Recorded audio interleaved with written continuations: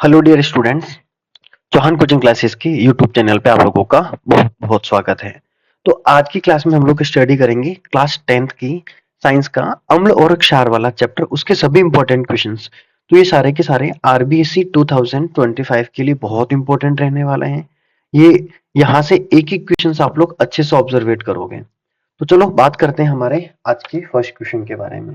Litmus vision में जो बैंगनी रंग का जो रंजक होता है, वह रंजक किस पदार्थ का बना होता है?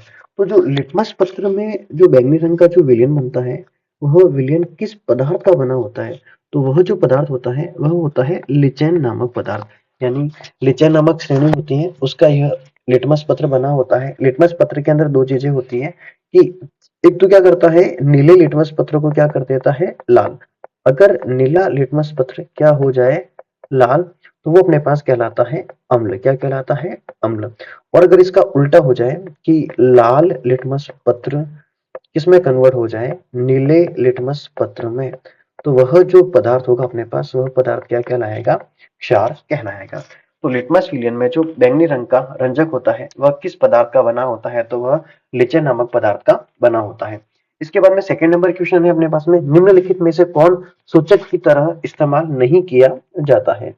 हल्दी का भी इस्तेमाल हम लोग सूचक के रूप में करते हैं। मेथिल ऑरेंज का उपयोग भी सूचक के रूप में किया जाता है। फिनोल्फ्थालीन का भी सूचक के रूप में किया जाता है, लेकिन मूली का नहीं किया जाता है। तो इसका राइट ऑप्शन रह जाएगा ऑप्शन नंबर डी। ओके, बात करते हैं नेक्स्ट क्वेश्चन नंबर थर्ड के बारे में। निम्न में से कौन सा गंधीय सूचक नहीं है? वेनिला गंधीय सूचक होता है। शकरकंद भी अपने पास गंधीय सूचक होता है। प्याज गंधीय सूचक होता है और लौंग का तेल भी गंधीय सूचक होता है, लेकिन शकरकंद गंधीय सूचक नहीं होता है। तो इसका राइट ऑप्शन कौन सा हो जाएगा? Option number C. नेक्स्ट बात करते हैं क्वेश्चन नंबर 4। निम्न में से कौन सा द्विक्षारकीय अम्ल है? द्विक्षारकीय अम्ल यानी जिसमें OH जो समूह है, OH समूह की संख्या अपने पास कितनी आ जाए? 2 आ जाए, वह द्विक्षारकीय अम्ल हो जाएगा। ठीक है, तो चलो इसके बारे में फोकस करते हैं। हम लोग एक एक चीज को आराम से स्टडी करेंगे। तो इसके अंदर अपने पास जो सबसे ज्यादा कंफर्टेबल जो आंसर रहेगा अपने पास, वो रहेगा अपने पास में H2SO4। क्योंकि इसके अंदर जो H प्लस है, ये अगर इसके हम लोग टुकड़े करेंगे तो अपने पास एक तो बनेगा 2H प्लस और एक अपने पास बनेगा SO4 2 माइनस। अदरवाइज इसके अगर अपन लोग टू पार्ट्स करेंगे तो एक रहेगा H प्लस और एक रहेगा NO3 माइनस। H3PO4 के अंदर भी करेंगे तो इसके अंदर भी H प्लस ही बनने वाला है अपने पास, और इसके अंदर भी H प्लस ही बनने वाला है। यहाँ पे 2H प्लस बन रहा है, यानी यह द्विक्षारकीय अम्ल हो जाएगा। अगर H प्लस की संख्या एक आती है तो वह एक क्षारकीय अम्ल रहेगा, 2H प्लस आएगा तो वह द्विक्षारकीय अम्ल हो जाएगा। तो यहाँ अपने पास इसका ऑप्शन नंबर जो डी है, बिल्कुल परफेक्ट आंसर हो जाएगा। Next question number 5। Potash alum क्या होते हैं? पोटास एलम, तो यहाँ पोटास एलम अपने पास में एक प्रकार का जो है, वह पोटास एलम एक प्रकार का द्विक लवण है। पोटास एलम को ही कहा जाता है फिटकरी। क्या कहा जाता है? फिटकरी। फिटकरी का फॉर्मूला अपने पास होता है K2SO4 Al2SO4 का होल थ्राइस 0.24H2O। तो जो फिटकरी है वो अपने पास इसमें, इसको हम लोग कहेंगे द्विक लवण, क्योंकि इसमें दो प्रकार के सॉल्ट बन रहे हैं। इसका राइट ऑप्शन हो जाएगा option number D. Next question. Acetic अम्ल एक दुर्बल अम्ल है, और ये दुर्बल अम्ल इसलिए होता है क्योंकि यह जलीय विलयन में जैसे H प्लस जो आयन है वह आसानी से प्रदान नहीं करेगा। और अगर आसानी से अगर ये H प्लस आयन प्रदान कर देता, तो ऑब्वियस बात है कि अगर ये आसानी से H प्लस आयन देता तो यह प्रबल अम्ल होता। जैसे अपने पास में HCl की बात करते हैं, HCl क्या अपने पास क्या होता है? प्रबल अम्ल होता है। इसके अलावा H2SO4 भी प्रबल अम्ल होता है। इसके अलावा HNO3 यह भी प्रबल अम्ल होता है, क्योंकि ये सभी के सभी क्या करते हैं? जलीय विलयन में आसानी से आयन प्रदान कर देते हैं। लेकिन ये अब जैसे इसका जो अपने पास रहेगा जलीय विलयन अम्लीय होते हैं, अम्लीय तो ऑब्वियस बात है रहेगा, यह ज्यादा आयनित होते हैं नहीं होते हैं। जो ज्यादा आयनित होते हैं वह कौन से वाले अम्ल होते हैं? वह होते हैं प्रबल अम्ल। यह कम आयनित होते हैं। एग्जैक्ट इसका ऑप्शन नंबर सी रह जाएगा। ठीक है, तो अपने पास क्वेश्चन नंबर 6 का option number C is right answer. Next बात करेंगे क्वेश्चन नंबर 7। निम्नलिखित में से प्रबल लवण होते हैं। प्रबल लवण का मतलब जिसके अंदर अपने पास अम्ल और क्षार। पहले बात करते हैं कि लवण होता क्या है, सॉल्ट होता क्या है। तो लवण तब बनेगा अपने पास जब एसिड और बेस दोनों के दोनों आपस में रिएक्ट करेंगे, यानी अम्ल और क्षार आपस में अभिक्रिया करेंगे। अब यहाँ पर प्रबल अम्ल कौन सा वाला है, तो इसके हमें एग्जाम्पल देने हैं। प्रबल अम्ल को अगर हम लोगों को ढंग से डिस्क्राइब करना है तो इसके पीछे का सीधा रीजन ये है कि यहाँ पर अपने पास अम्ल और क्षार दोनों में से कोई ना कोई एक प्रबल होना चाहिए। अब जैसे यहाँ पर NaCl जो बन रहा है, NaCl किससे बन रहा है, तो NaOH प्लस, सॉरी, अपने पास अम्ल तो मैं लूंगा HCl और मैंने क्षार क्या ले लिया, NaOH। दोनों के दोनों प्रबल है। अब अगर मैं इन दोनों के रिएक्शन कराऊंगा तो अपने पास क्या होने वाला है, Na किसको लेकर जाएगा, Cl को, तो अपने पास कौन बन गया, NaCl, और प्लस में कौन बन गया, H2O। तो यहाँ यह जो रहेगा ये सबसे प्रबल लवण रहने वाला है, यानी जिसमें दोनों के दोनों प्रबल है। तो इसका ऑप्शन नंबर जो रहेगा वो ए बिल्कुल राइट हो जाएगा। तो क्वेश्चन नंबर 7 का राइट आंसर रहेगा ऑप्शन नंबर ए। निम्न में से एक से अधिक अम्लीय लवण बनाएगा, जो एक से अधिक अम्लीय लवण बनाएगा, यानी जिसमें अम्लीय लवण जो बनेंगे वो एक से भी अधिक प्रकार के बन सकते हैं। तो क्वेश्चन नंबर 8 है, इसका राइट ऑप्शन जो है अपने पास रहने वाला है वह रहेगा H3PO4। H3PO4, क्योंकि इसके अंदर तो अपने पास एक प्रकार का ही बनेगा, वापस इसके अंदर भी एक प्रकार का ही बनेगा, और यह तो अपने पास में ZNO, ये अपने पास धातु का ऑक्साइड है। ठीक है, तो इसका राइट ऑप्शन रहेगा H3PO4। नेक्स्ट क्वेश्चन नंबर 9, एक विलयन जिसे नीले लिटमस पत्र को लाल रंग। अब यहाँ पर नीला लिटमस पत्र किस में चेंज हो रहा है, लाल लिटमस पत्र के अंदर, यानी वह अपने पास कौन रहेगा, अम्ल। ऑब्वियस बात है, अम्ल रहने वाला है। अब आप लोग प्लीज फोकस करना, अम्ल का जो पीएच होता है वो कहां से कहां तक होता है, 0 से 7 तक, और जो बेस होते हैं क्षार उनकी पीएच की वैल्यू रहती है 7 to 14। अब हमें बताना है कि इस विलयन का पीएच कितना रहने वाला है। तो देखो, अम्ल है, ऑब्वियस बात है कि वह नीले लिटमस पत्रों को लाल कर रहा है, यानी उसकी पीएच वैल्यू अपने पास क्या रहने वाली है, 0 से 7 के बीच में। तो इसका ऑप्शन नंबर जो डी है बिल्कुल करेक्ट हो जाएगा, क्योंकि यह भी अपने पास क्षारीय विलयन होगा। अगर इसकी वैल्यू 10 है तो भी क्षार रहेगा, और यह है तो भी क्षार रहेगा, और अगर 7 से कम है तो अपने पास वह एसिड रहने वाला है, अम्ल रहने वाला है। तो इसका ऑप्शन नंबर डी राइट हो जाएगा। नेक्स्ट क्वेश्चन के ऊपर आते हैं।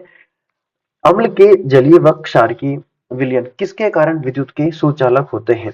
तो ये तो बहुत सिंपल क्वेश्चन है। जो अम्ल होता है अपने पास, वह अम्ल तो क्या करता है, अम्ल हमेशा जलीय विलयन में H प्लस आयन प्रदान करता है, जबकि जो क्षारीय विलयन होता है वह जलीय विलयन में OH माइनस आयन प्रदान करता है। इस कारण वह विद्युत के भी कैसे होते हैं, सुचालक होते हैं। तो इसका राइट ऑप्शन जो होगा, सिर्फ H प्लस नहीं, सिर्फ OH माइनस ही नहीं, दोनों के दोनों परफेक्ट होने वाले हैं। तो इसका ऑप्शन नंबर सी राइट हो जाएगा। नेक्स्ट क्वेश्चन नंबर 11, निम्न में से कौन से धातु ठंडे जल के साथ अभिक्रिया करके धातु के हाइड्रोक्साइड बनाते हैं।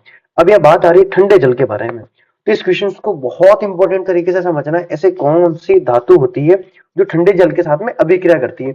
इसमें अलग अलग टाइप के क्वेश्चन आते हैं कि कोई तो गर्म जल के साथ में करती है, कोई ठंडे जल के साथ में अभिक्रिया करती है। तो यहाँ अपने पास ठंडे जल के साथ में जो अभिक्रिया करती है ना, इनका विशेष आप लोग ध्यान रखोगे, एक तो होता है सोडियम और एक होता है पोटेशियम।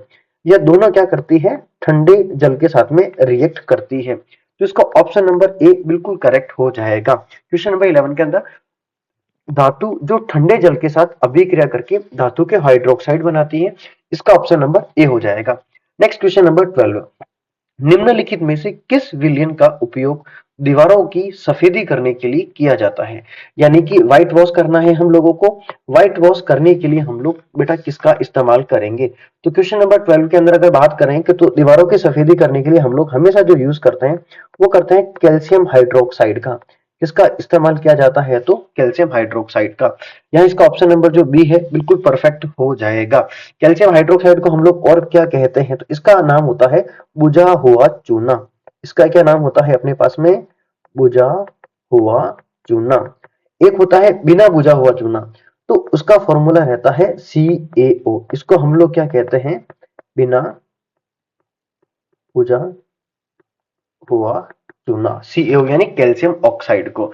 तो यहाँ पर अपने पास इसका हम लोग दीवारों की सफेदी में प्रयोग करते हैं। नेक्स्ट क्वेश्चन नंबर 13, निम्न में से कौन सा बुझा हुआ चूना। अब देखो अपने पास क्वेश्चन भी आ गया, बुझा हुआ चूना। अभी जस्ट मैंने फॉर्मूला लिखा तो आप लोगों को इजीली पता चल गया होगा कि बुझा हुआ चूना कौन सा वाला है। तो यहाँ देख लो, ये रहा मतलब बुझा हुआ चूना अपने पास में CaOH का whole twice.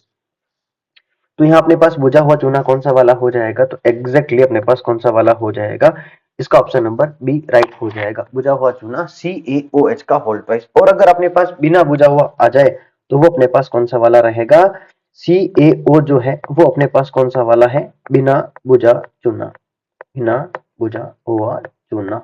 Next question number 14, Na2CO3 का जलीय विलयन का पीएच कितना रहने वाला है।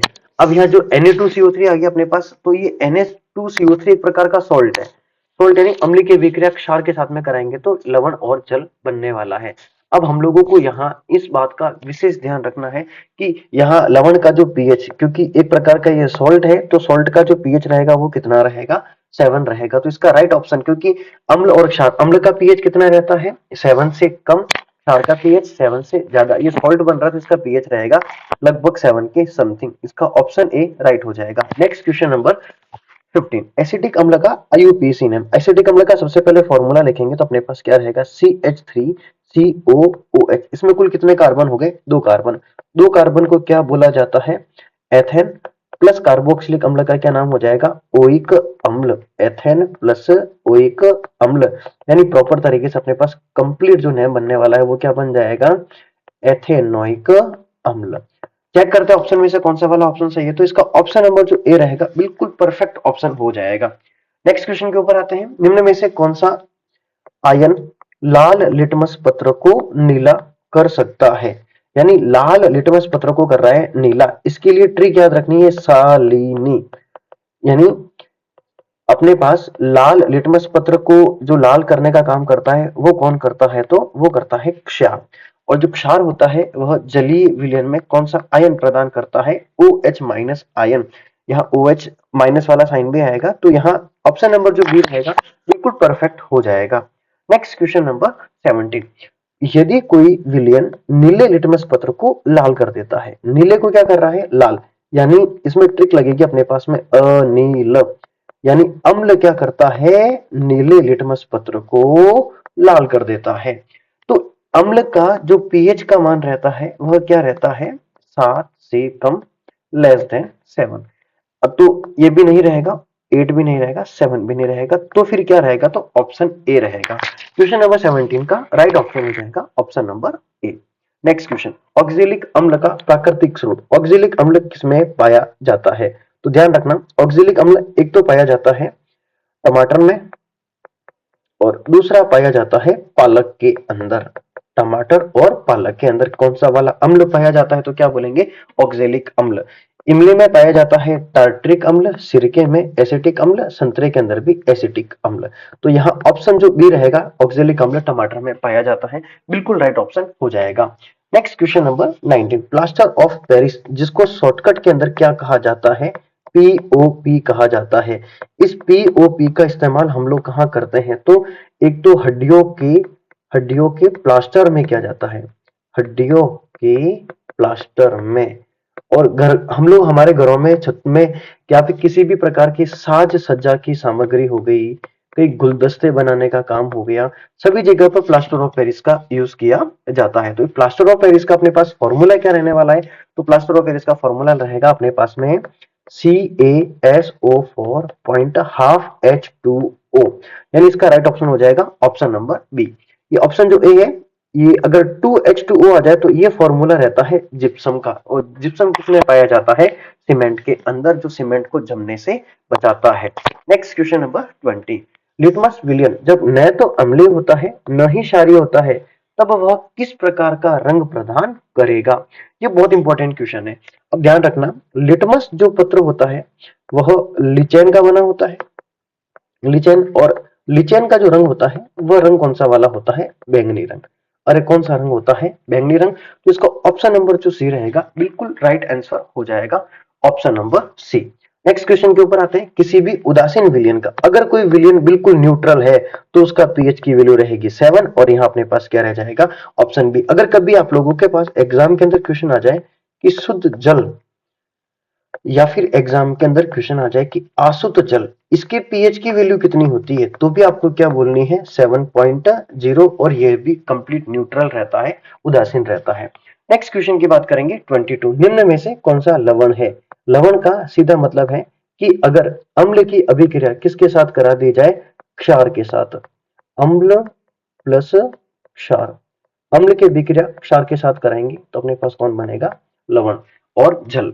अब यहाँ पर लवण कौन है, तो देखो ये अपने पास अम्ल है HCl, NaOH अपने पास कौन है, क्षार है, और ये सोडियम हाइड्रोक्साइड ये भी अपने पास क्षार है। तो लवण कौन सा हुआ, ऑप्शन सी बिल्कुल एग्जैक्टली है। यहाँ पर अपने पास K2SO4 क्या हो जाएगा, लवण हो जाएगा। इसका ऑप्शन सी बिल्कुल परफेक्ट रहेगा। नेक्स्ट क्वेश्चन नंबर 23, लाल तप्त आयरन पर जल वाष्प प्रवाहित कराने पर कौन सा यौगिक प्राप्त होता है। यानी अपने पास आयरन है, आयरन पर क्या करेंगे हम लोग, जल वाष्प H2O को क्या करवाएंगे, रक्त तप्त करके बिल्कुल प्रवाहित करवाएंगे। तो अपने पास क्या बनने वाला है, तो आप लोग ध्यान रखोगे इसमें बनने वाला है अपने पास में इसका ऑप्शन नंबर जो रहेगा वो Fe3O4 राइट हो जाएगा। Fe3O4 यानी इसका जो अपने पास इसका नाम होता है मैग्नेटाइट, मैग्नेटाइट, मैग्नेटाइट बिल्कुल परफेक्ट हो जाएगा। नेक्स्ट क्वेश्चन नंबर 24, हमारे शरीर में पीएच की वैल्यू कितनी होती है। तो मानव शरीर की पीएच की वैल्यू पूछी जा रही है। अगर स्वस्थ मानव शरीर है, कौन सा मानव शरीर है, स्वस्थ मानव शरीर बिल्कुल स्वस्थ है, तो उसकी पीएच की वैल्यू होती है 7.4। अब इस ऑप्शन के अंदर देखेंगे ये 7.4 के आसपास कोई मान आ नहीं रहा है, ऑप्शन नंबर सी में भी नहीं आ रहा है, तो ऑप्शन डी में भी नहीं है, लेकिन ये वैल्यू 7.4 के आसपास आ रही है। तो क्वेश्चन नंबर 24 के अंदर राइट आंसर हो जाएगा ऑप्शन नंबर बी। चलो नेक्स्ट बात करते हैं, बेकिंग पाउडर का अणु सूत्र क्या होता है। तो बेकिंग पाउडर का फॉर्मूला होता है NaHCO3। इसको और कहा जाता है सोडियम बाइकार्बोनेट, या फिर इसको कहा जाता है सोडियम हाइड्रोजन कार्बोनेट। तो इसका ऑप्शन जो सी रहेगा बिल्कुल सही ऑप्शन हो जाएगा। तो आज की क्लास में हम लोगों ने टोटल 25 क्वेश्चंस को स्टडी किए हैं, और नेक्स्ट जो क्लास रहेगी इस चैप्टर को हम लोग और भी बहुत ज्यादा आगे बढ़ने वाले हैं, और इस चैप्टर के अंदर हम लोग लगभग समथिंग 80 क्वेश्चन सॉल्व करेंगे, जिसको मैं टोटल 3 पार्ट के अंदर सॉल्व करवाने वाला हूँ। ये अपना इस चैप्टर का फर्स्ट पार्ट रहेगा, इसका सेकंड पार्ट और थर्ड पार्ट बहुत जल्दी आने वाला है। अगले 2 पार्ट के अंदर इस चैप्टर को कंप्लीट करेंगे। तो अगर कोई स्टूडेंट, अगर आप लोगों को ये सारी क्लासेस वगैरह अच्छी लग रही है, और हम आप लोगों से कंप्लीट तरीके से ये कहेंगे कि स्टूडेंट्स इस चैनल को ढंग से पढ़ते हुए जाए, बोर्ड के एग्जाम के अंदर आता क्या है, इसके MCQ कौन कौन से संभावित हैं, क्या आ सकते हैं, वो सारी चीजें आप लोगों को कंप्लीट सिलेबस करवाया जाएगा। तो इस चैनल को सब्सक्राइब कर दें ताकि आने वाली हर वीडियोस का नोटिफिकेशन आप लोगों तक पहुंचता रहे। Thank you so much, God bless you.